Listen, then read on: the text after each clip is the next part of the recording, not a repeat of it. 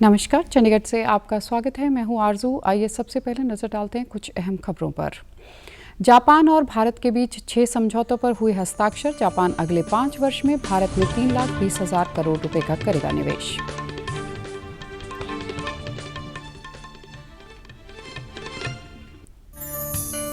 पंजाब मंत्रिमंडल ने राज्य के नौजवानों को 25,000 सरकारी नौकरियां देने के लिए दी हरी झंडी। 1 महीने के अंदर इश्तेहार और अधिसूचना की प्रक्रिया होगी पूरी। और 35वां अंतर्राष्ट्रीय सूरजकुंड हस्तशिल्प मेला कल हुआ शुरू। 4 अप्रैल तक चलेगा मेला। इस बार मेले का थीम राज्य है केंद्र शासित प्रदेश जम्मू कश्मीर और सहभागिता देश है उज्बेकिस्तान।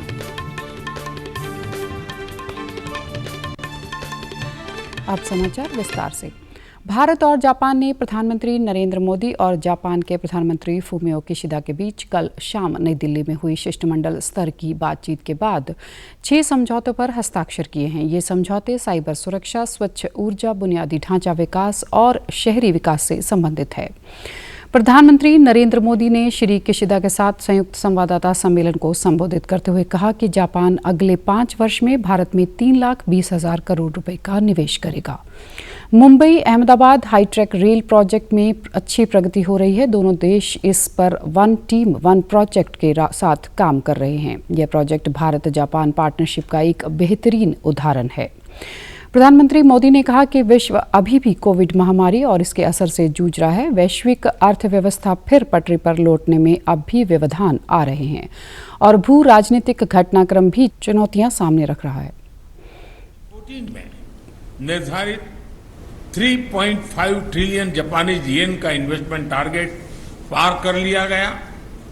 हम अपने महत्वाकांक्षाओं को और बढ़ाने का निर्णय लिया है और आने वाले 5 वर्षों में 5 ट्रिलियन येन 5 ट्रिलियन येन मतलब करीब 3,20,000 करोड़ रुपए का नया टारगेट तय किया है।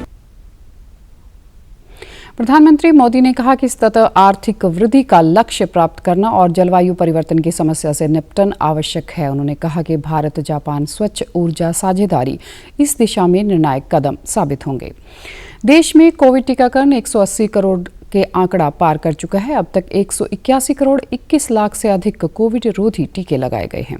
स्वास्थ्य मंत्रालय ने बताया कि कल 15,34,000 से अधिक टीके लगाए गए। चंडीगढ़ में राष्ट्रव्यापी कोविड टीकाकरण अभियान के अंतर्गत अब तक 10,83,000 से अधिक लोगों को वैक्सीन की पहली डोज तथा 8,75,000 से अधिक लोगों को वैक्सीन की दूसरी डोज लगाई जा चुकी है। शहर में 15 से 18 आयु वर्ग के 60,000 से अधिक किशोरों को वैक्सीन की पहली डोज तथा 32,000 से अधिक किशोरों को वैक्सीन की दूसरी डोज भी लगाई जा चुकी है। चंडीगढ़ में पिछले 24 घंटे के दौरान कोरोना के 2 नए मामले मिले हैं। व एक्टिव मामलों की संख्या 28 है। इस समय देश में 26,000 से अधिक लोगों का उपचार चल रहा है। उपचार के बाद स्वस्थ होने की राष्ट्रीय दर 98.74% है। अब तक देश में 4 करोड़ 24 लाख से अधिक लोग संक्रमण मुक्त हो चुके हैं। केंद्र सरकार राज्यों और केंद्र शासित प्रदेशों को अब तक 183 करोड़ 52 लाख से अधिक कोविड रोधी टीके निःशुल्क उपलब्ध करा चुकी है। स्वास्थ्य मंत्रालय के अनुसार अब भी राज्यों के पास 17 करोड़ से अधिक टीके उपलब्ध हैं। मंत्रालय ने बताया कि केंद्र सरकार देश में कोविड टीकाकरण की गति और दायरे को बढ़ाने के प्रति संकल्पित है। इसके लिए राज्यों और केंद्र शासित प्रदेशों को अधिक टीके उपलब्ध कराए जा रहे हैं ताकि वे सुनियोजित तरीके से टीकाकरण कर सकें। पंजाब मंत्रिमंडल ने अपनी पहली बैठक में राज्य सरकार के विभिन्न विभागों, बोर्डों और निगमों में नौजवानों को 25,000 सरकारी नौकरियां देने का फैसला लिया है। मुख्यमंत्री भगवंत मान ने बताया कि इस ऐतिहासिक फैसले के द्वारा सरकारी क्षेत्र में नौजवानों को पारदर्शी और मेरिट के आधार पर नौकरियां मुहैया करवाने से नौजवानों के लिए रोजगार के नए आयाम स्थापित होंगे। इन 25,000 सरकारी नौकरियों में से 10,000 पद पंजाब पुलिस में भरे जाएंगे, जबकि 15,000 नौकरियों बाकी विभागों में दी जाएंगी। पंजाब की नवी बनी कैबिनेट की पहली मीटिंग सी ते मैनूं दसदियां तुहानूं बहुत खुशी हो रही है कि पहली मीटिंग दे विच ही असीं अपना वादा पूरा किया है। हरे रंग का वो पैन पंजाब दे नौजवान मुंडे कुड़ियां उन्हां दे हक चलिया। 25,000 नौकरियां 25,000 सरकारी नौकरियां उहदा जिहड़ा एजेंडा वो जिहड़ा कैबिनेट दे विच अज ਪਾਸ ਹੋਇਆ ਹੈ, ਜਿਹਦੇ ਵਿੱਚ 10,000 ਪੰਜਾਬ ਪੁਲਿਸ ਦੇ ਵਿੱਚ ਨੇ ਅਲੱਗ-ਅਲੱਗ ਅਹੁਦਿਆਂ ਤੇ, ਅਤੇ 15,000 ਅਲੱਗ-ਅਲੱਗ ਗਵਰਨਮੈਂਟ ਦੇ ਡਿਪਾਰਟਮੈਂਟ, बोर्ड ते कारपोरेशनां च ने। प्रवक्ता ने बताया कि नौकरियों के इश्तेहार और नोटिफिकेशन की प्रक्रिया 1 महीने के अंदर पूरी होगी। मंत्रिमंडल ने आगामी विधानसभा सत्र में साल 2021-22 के लिए ग्रांटों के लिए अनुपूरक मांगे पेश करने की मंजूरी दे दी है। इस फैसले से साल 2021-22 के दौरान विभिन्न विभागों द्वारा खर्च किए गए अतिरिक्त खर्चे के लिए बजट मुहैया करवाना है, जिससे बकाया देनदारियों को निपटाया जा सके।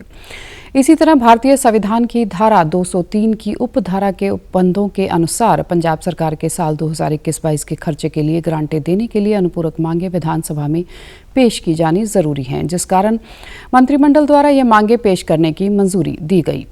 मंत्रिमंडल ने पंजाब विधानसभा में कार्यविधि और कार्य संचालन के नियमों के 164 नियम अनुसार साल 2022-23 के लिए राज्य के 1 अप्रैल 2022 से 30 जून 2022 तक के अनुमानित खर्चों के विवरण विधानसभा में पेश करने की मंजूरी दे दी है।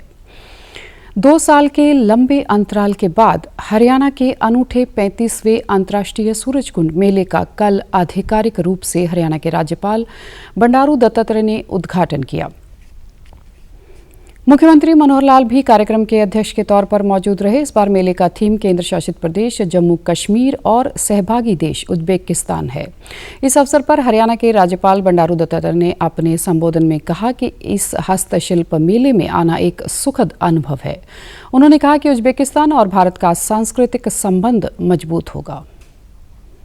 भारत के संबंधों की जड़ें बहुत गहरी, व्यापारिक संबंधों का साथ साथ वास्तुकला, नृत्य, संगीत और सांस्कृतिक संबंधों में भी दूसरे का गहरा योगदान है। मुझे यह जानकर और भी खुशी हुई है कि 35वीं सूरजकुंड शिल्प मेले में जम्मू कश्मीर राज्य थीम स्टेट के रूप में भाग ले रहा है। इस राज्य की संस्कृति की अपनी पहचान है। हरियाणा के मुख्यमंत्री ने अपने संबोधन में कहा कि यह अवसर शुभ और सांस्कृतिक उत्सव है। उन्होंने कहा कि वैश्विक कोविड-19 महामारी के कारण 2 साल से मेले का आयोजन नहीं किया गया था, लेकिन 35वां सूरजकुंड अंतर्राष्ट्रीय शिल्प मेला 22 नई ऊर्जा के साथ एक आयोजन के वादे के साथ आया है। शिल्प से जो प्यार करते हैं वो लगातार इस मेले के इंतजार करते हैं। आज सब वो यहाँ आए हैं। सूरजकुंड ये मेला दुनिया भर के कलाकारों के लिए एक प्रकार से सूरज के समान है। हमारा जो चिन्ह लोगो भी सूरज बना है, तो सूरज में एक शक्ति होती है, एक तप होता है। तो इस तप और शक्ति के समान इस मेले में आकर के और यहां से प्रेरणा प्राप्त करते हैं। उन्होंने बताया कि इस बार मेले में जम्मू एवं कश्मीर सूरजकुंड अंतर्राष्ट्रीय शिल्प मेला 2022 का थीम स्टेट है, इसलिए वहां के सैकड़ों विभिन्न लोक कलाओं और नृत्यों का प्रदर्शन करेंगे। मुख्यमंत्री ने कहा कि सूरजकुंड मेला दुनिया के कलाकारों के लिए सूरजकुंड मेला सूरज के समान है। उन्होंने कहा कि मानव जीवन में हथकरघा और हस्तशिल्प का अहम योगदान है। उत्तर पश्चिमी भारत के अधिकतर स्थानों पर पिछले कुछ दिनों के दौरान अचानक गर्मी बढ़ गई है। मौसम विशेषज्ञों का कहना है कि इस बार गर्मी समय से पहले आई है। अभी कुछ दिनों तक और अधिक गर्मी झेलनी पड़ेगी। अगले 7 दिनों तक न्यूनतम और अधिकतम तापमान में बढ़ोतरी होने की उम्मीद है। तापमान 36 डिग्री तक पहुंच गया है। मार्च के अंत में राजस्थान में विपरीत चक्रवर्ती हवाओं का दौर बनता है, जो कि इस बार पहले ही बन गया है और गर्मी बढ़ गई है। सूखी हवा और आसमान साफ होने की वजह से न्यूनतम और अधिकतम तापमान में रिकॉर्ड बढ़ोतरी हुई है। 21 और 22 मार्च को तेज हवाओं का भी पूर्वानुमान है, जिससे अधिकतम तापमान में थोड़ी गिरावट आ सकती है। मौसम विभाग का कहना है कि हवा में नमी थोड़ी थोड़ी है, जिसके कारण तापमान अधिक महसूस हो रहा है। मार्च में गर्मी बढ़ने के कारण रबी की फसलों के जल्द पकने के भी आसार बढ़ गए हैं, इसलिए कटाई का मौसम सामान्य से पहले शुरू होने की संभावना व्यक्त की जा रही है। देश के पूर्वी राज्यों और मध्य भारत में भी गर्मी सामान्य से अधिक है। कई स्थानों पर तापमान 40 डिग्री तक पहुंच गया है। इसी दौरान दक्षिण पूर्वी बंगाल की खाड़ी और उससे लगे दक्षिणी अंडमान सागर में बना कम दबाव का क्षेत्र उत्तर की ओर बढ़ रहा है। इससे आज गहन दबाव के क्षेत्र में बदलने और कल चक्रवर्ती तूफान में बदलने का अंदेशा है। अब खबरें फटाफट। सीबीएसई द्वारा 12वीं कक्षा का टर्म 1 का परिणाम किया गया जारी। हरियाणा के गांव में एक पायलट प्रोजेक्ट के तौर पर बनाए जाएंगे 1000 हाईटेक पुस्तकालय। युवाओं को खेलों की ओर रुझान बढ़ाने तथा नशे से दूर रखने के लिए 1000 जिम बनाने की योजना पर भी चल रहा है काम। हरियाणा में 10,000 नए स्वयं सहायता समूहों के गठन के जरिए 50,000 महिलाओं को बनाया जाएगा आत्मनिर्भर। पंजाब पुलिस ने अंतर्राष्ट्रीय कबड्डी खिलाड़ी के कत्ल की साजिश रचने के दोष में 4 व्यक्तियों को किया गिरफ्तार। विश्व प्रसन्नता सूचांक में 140 देशों की सूची में भारत 136वें स्थान पर। फिनलैंड लगातार 5वें वर्ष सबसे खुशहाल देश बना। आज मनाया जा रहा है विश्व गौरैया दिवस। इस पक्षी के संरक्षण और इसके बारे में जागरूकता बढ़ाने के लिए प्रतिवर्ष 20 मार्च को मनाया जाता है गौरैया दिवस। कोरोना वायरस का खतरा अभी टला नहीं है, इसलिए सभी से निवेदन है बाहर जाने के समय मास्क जरूर पहनें, सामाजिक दूरी बनाए रखें, बार बार अपने हाथ साबुन से धोएं और सैनिटाइजर का इस्तेमाल करें। और आप हमारे समाचार YouTube channel DD news Chandigarh, Facebook DD news Chandigarh और Twitter handle DD news CHE पर भी देख सकते हैं। इसी के साथ चंडीगढ़ से समाचारों का सिलसिला समाप्त होता है। अब मैं स्टूडियो से बाहर जा रही हूँ तो मैं अपना मास्क पहन रही हूँ। आप भी घर से बाहर जाएं तो मास्क ज़रूर पहनें। नमस्कार।